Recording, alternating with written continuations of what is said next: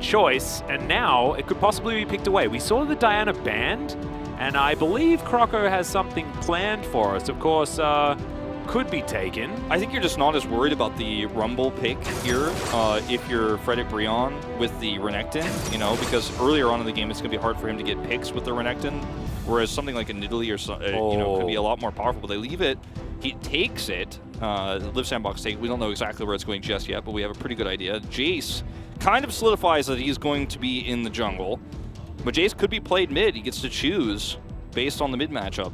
Well, if you ban the Azir, you leave a lot of options open.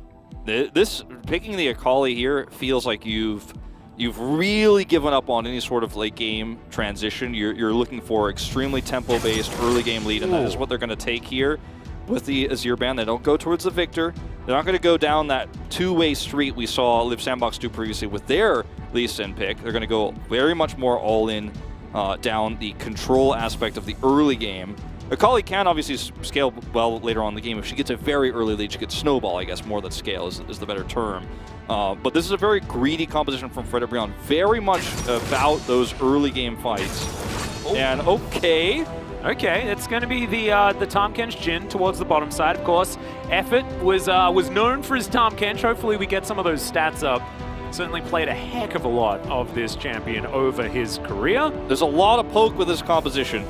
Just go back to the Gragas Delight. I think the Gragas would be absolutely fine here. I'd love to see it. But it is going to be the Rakan, sort of the end. Cool down the flash out. The kick is going to connect.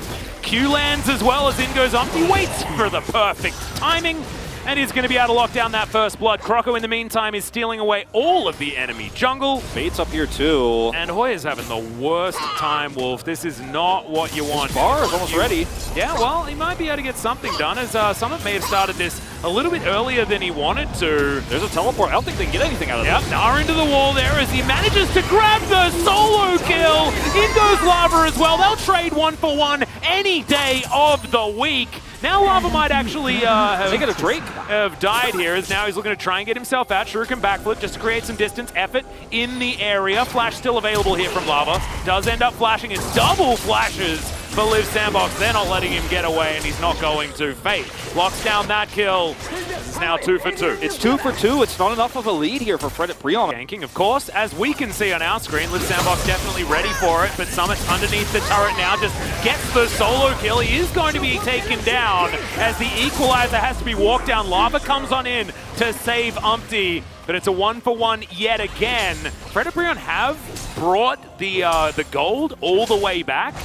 However, that was definitely an exciting move from... Actually has a very crazy jump where he actually uses Renekton. Oh, it was the teleport. I was wondering how he teleported, like, not with the summoner spell, but just, like, appeared there. That was actually really cool. Is pretty ridiculous, as that is going to be Umpty going in once again. The grand entrance is fantastic, and the perfect execution is exactly that. They just put Summit down. Prince now here in the river, and Frederick Brion now with some opportunity to get some stuff done. 50 seconds on this Drake. It wasn't the time that Summit wanted to die. He did have the teleport available, so he will be able to get back here at least 20 seconds before the Drake spawns, if that's what he wants to do. But Hoya, in the meantime, is taking down these structures. Yep, denying some CS as well, and this is... However, there is a Devour available. As Delight now looking for something. That Shock Blast was absolutely massive. It's now augmented by the equalizer as Renekton takes down the Rakan. Hoya now looks for the wallet, finds it onto Effort there, as maybe he's going to be the kill, but it's a double in the meantime. Lava popping off, and right into the open arms of Hoya goes the Renekton. And I don't know where Frederick Brion find these fights, but it's Lava Man. It shouldn't have happened. He finds flanks and he just murders people. He certainly does, and this should not have happened this way. Summit actually getting caught at the beginning of this fight, where he dies one moment before this, then comes in, you know, out the side, he's completely exposed, right? So this is where we go back to how this fight started off badly for LSB here. Live Sandbox is that they end up losing Summit, so he has to rotate in awkwardly. He could have teleported, but he doesn't. We're like really breaking down this fight, but actually the more important fight, you know, that happens in a moment's time is very, very disjointed. You can see that Live Sandbox is almost able to take it anyways. Frederick Brion still need to escape as Hannah possibly in trouble, but there goes the quickness. Opti just executes the Calm Kenshin. Fred and Breon once again finding the team fight. Execution onto Summit, and Fate again. One crocodile against the world. That's the ace. That should be Baron. Yeah, it absolutely will be Atlas here. And this is the thing, like, if you're going to execute this comp so poorly, then who cares about the 1,600 gold lead you had? Is LAVA invisible on the screen? Sort of trigger.